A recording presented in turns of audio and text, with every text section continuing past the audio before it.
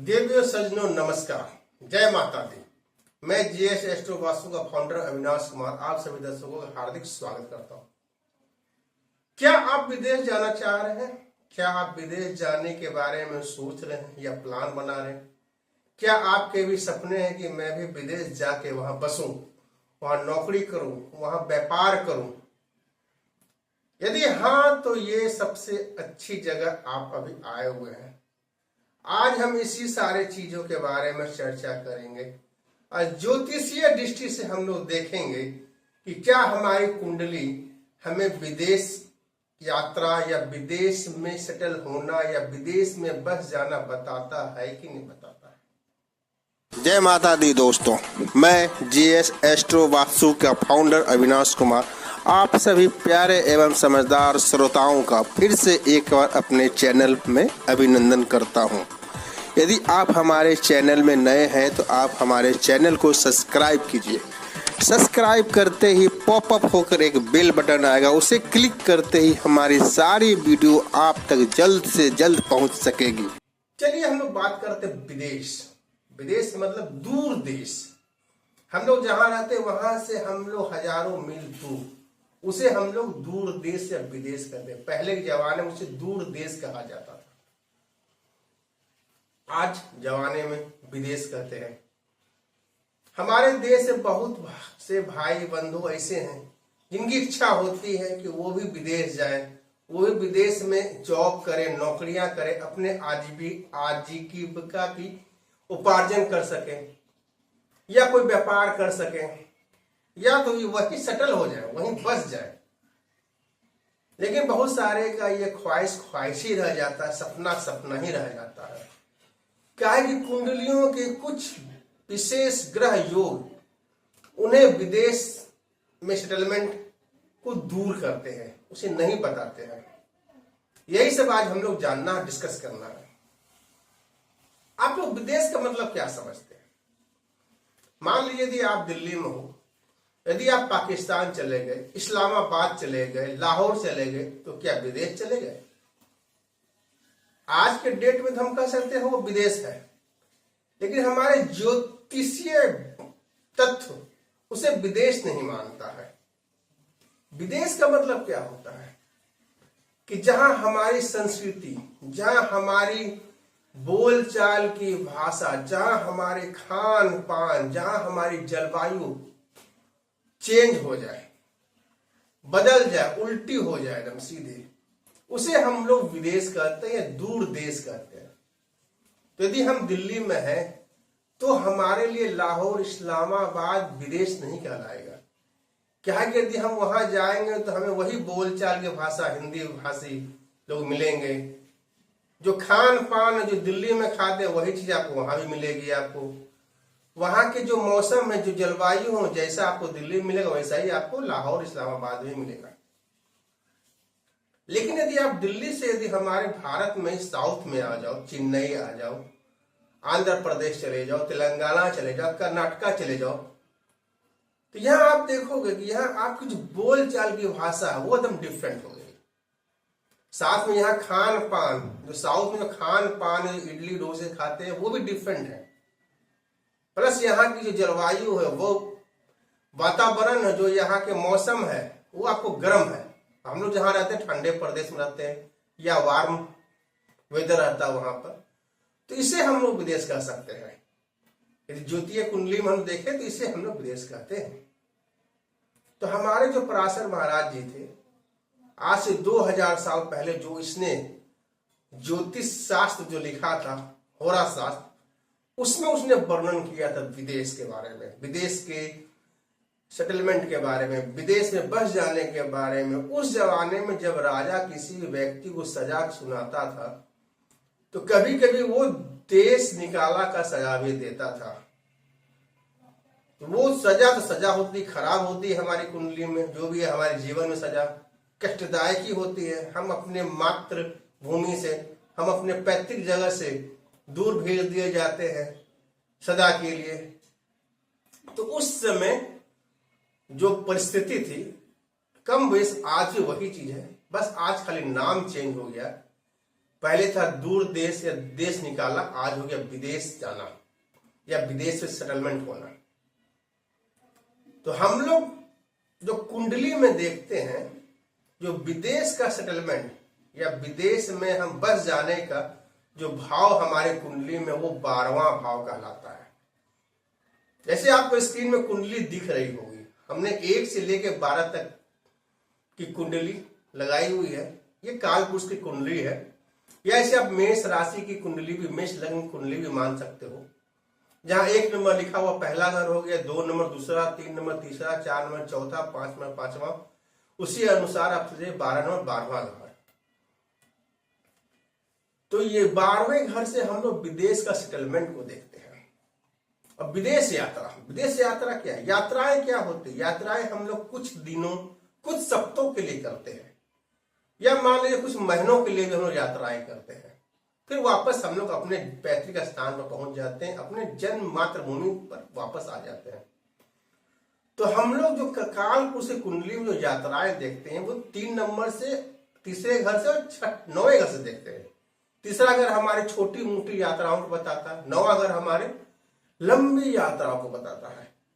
क्योंकि 9वां घर हमारे अध्यात्म से जुड़ा हुआ है, हमारे धर्म से जुड़ा हुआ है। आज से 2 साल 3 साल, आज से 20 साल या 200 साल पहले जब कोई लंबी दूरी, जब कोई अध्यात्म में कोई धर्माटन के लिए निकलते थे, मंदिर उन्दिर जाने के लिए, उसमें कोई साधन नहीं थे, पैदल जाते थे या बैलगाड़ी से या घोड़े गाड़ी जाते थे, तो महीनों लग जाते थे उनको वहां जाने में, फिर वहां से वापस लौटने में महीनों लग जाते थे। तो वो लंबी दूरी की यात्रा हो गई उस समय। लेकिन आज के परिवेश में आपको ट्रेन है, बसें हैं, आपको एरोप्लेन है। आप एकदम सोचिए कि हजारों मीलों की यात्रा आप कुछ ही घंटों में पूरा कर लेते हैं। लेकिन आज से 1000 साल पहले हजारों मीलों की यात्रा आपको 6-6, 7-7, 8-8 महीने लग जाते थे पहुंचने में खाली। इसलिए उस समय जो विदेश का जो सेटलमेंट, विदेश में बस जाना जो कहलाता था, वो 12वें घर देखा जाता है। 12वें घर हमारे कालपुरुष में खराब घर कहा जाता है। वो हमारे व्यय का घर है, हमारे खर्चे का घर है। उसी तरह वो विदेश का सेटलमेंट भी दिखाता है। अब आपको एक पत्रिका दिख रही होगी जिसमें मैंने 1 नंबर से लेकर 12 नंबर लिखा हुआ, साथ में उनके राशियों के नाम लिखा हुआ, साथ में स्वामी के नाम लिखा हुआ। जैसे 1 नंबर, जहां जिस भी कुंडली आप खोल के देखो, जहां 1 नंबर लिखा हुआ वो आपको मेष राशि होगी, उसके स्वामी आपको मंगल हो गए। 2 नंबर लिखा हुआ तो वृषभ राशि होगी, उसके स्वामी आपके शुक्र हो गए। 3 नंबर लिखा हुआ मतलब मिथुन राशि हो गई, उसके स्वामी बुध हो गए। 4 कर्क चंद्रमा, 5 सिंह सूर्य, 6 कन्या बुध, 7 तुला राशि शुक्र, 8 वृश्चिक राशि मंगल, 9 धनु राशि गुरु, 10 मकर राशि शनि, 11 कुंभ राशि शनि और 12 मीन राशि आपको गुरु हो गया। अब हमें जानना है कि हम लोग विदेश सेटलमेंट, विदेश में बस जाना, चाहे वो नौकरी के सिलसिले में हो, चाहे वो बिजनेस के सिलसिले में हो, चाहे वो एजुकेशन के सिलसिले में, यदि आप हायर एजुकेशन के लिए विदेश जाना चाहते हैं, 2 साल 3 साल 4 साल लगते हैं, तो इससे भी एक प्रकार से हमें विदेश में रहना ही कहते हैं। आपको ये विदेशी यात्रा नहीं होगी, विदेश भ्रमण नहीं होगी आपको।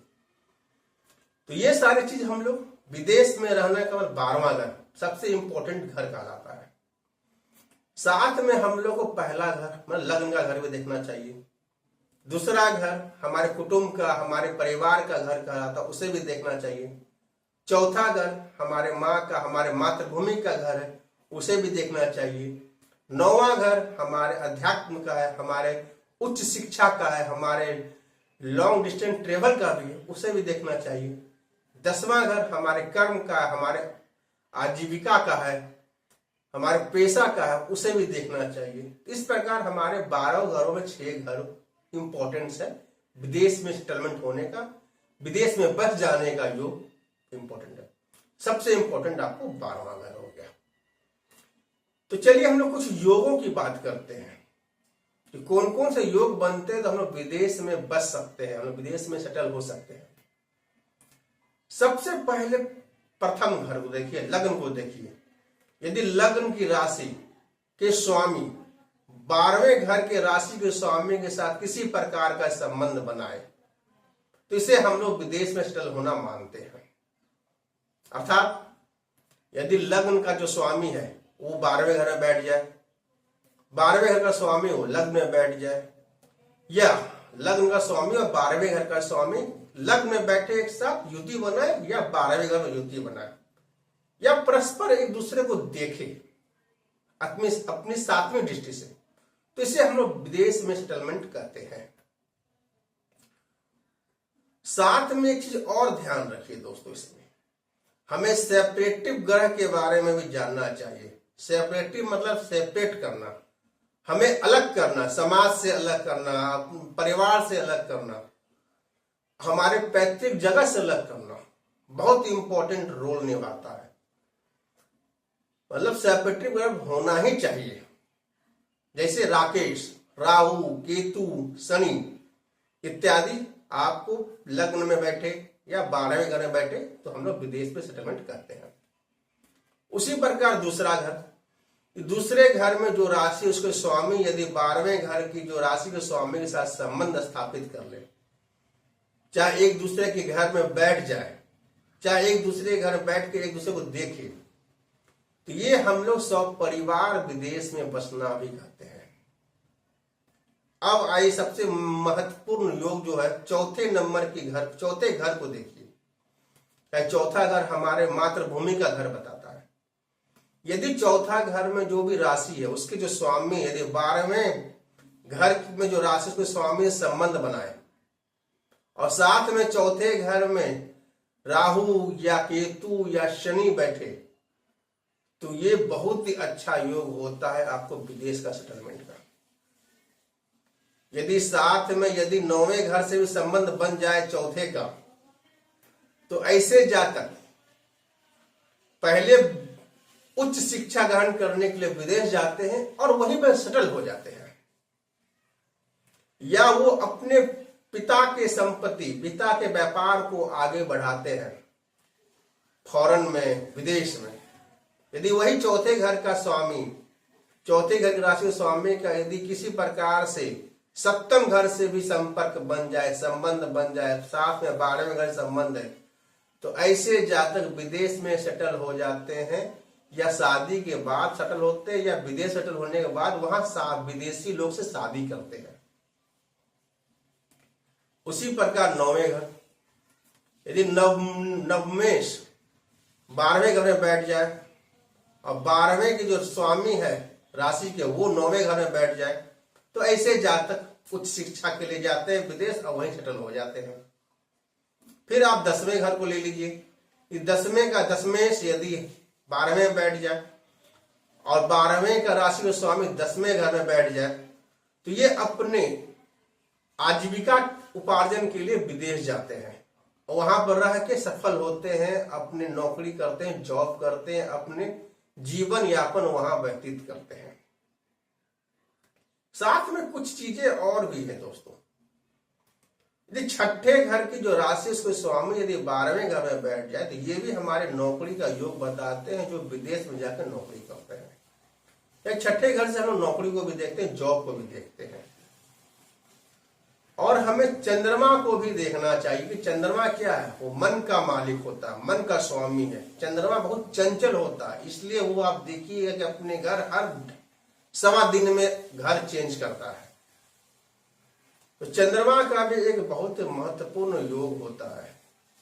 यदि चंद्रमा 12वें घर में बैठे, यदि चंद्रमा चौथे घर में बैठ जाए, चंद्रमा छठे घर में बैठ जाए तो इस प्रकार भी विदेश में सेटल होने का योग बनता है। और राहु सेपरेटिव प्लैनेट से प्लस राहु को हम लोग मलेश भी कहते हैं। हमारे जो पराशर महाराज जी उसको मलेश का रूप दिए हुए थे। मलेश मतलब देश से बाहर होने वाले। यदि राहु भी किसी प्रकार 12वें घर में दृष्टि डाल रहा है, 12वें घर के स्वामी के साथ संबंध बना रहा है, तो ऐसे जातक भी जब राहु की दशा आती है या जिसके साथ संबंध बना रहा है उसकी दशा आती है तो ये विदेश में जाते हैं और वहां बस जाते हैं। इसी प्रकार हम लोग को अपनी कुंडली में देखना चाहिए, पहले घर को, दूसरे घर को, चौथे घर को, 9वें घर को, 10वें घर को, 12वें घर को। किसी प्रकार से संबंध 12वें घर से बन रहा तो ऐसे जातक विदेश जाते हैं, वहां जाके बस जाते हैं। साथ में हमें सेपेक्टिव प्लैनेट्स को भी देखना है कि हमें वहां पर होना चाहिए। चौथे घर में या शनि बैठा हो और 12वें संबंध बना रहा है, दूसरे घर में शनि बैठा हो या राहु बैठा हो या केतु बैठा हुआ हो, 12वें संबंध बना रहा है। पहले घर में शनि बैठा हो, राहु बैठा हो, केतु बैठा हो, 12वें संबंध बना रहा। चाहे 9वें घर चाहे 10वें घर में राकेश बैठा हो, 12वें संबंध बना रहा। तो इस प्रकार विदेश में सेटलमेंट कहा जाता है। हमें आशा है कि आपको ये वीडियो अच्छी लगी होगी दोस्तों। यदि अच्छी लगी तो हमारे वीडियो को सब्सक्राइब अवश्य करें, साथ में लाइक और शेयर करना ना भूलें दोस्तों। जय माता दी, धन्यवाद दोस्तों।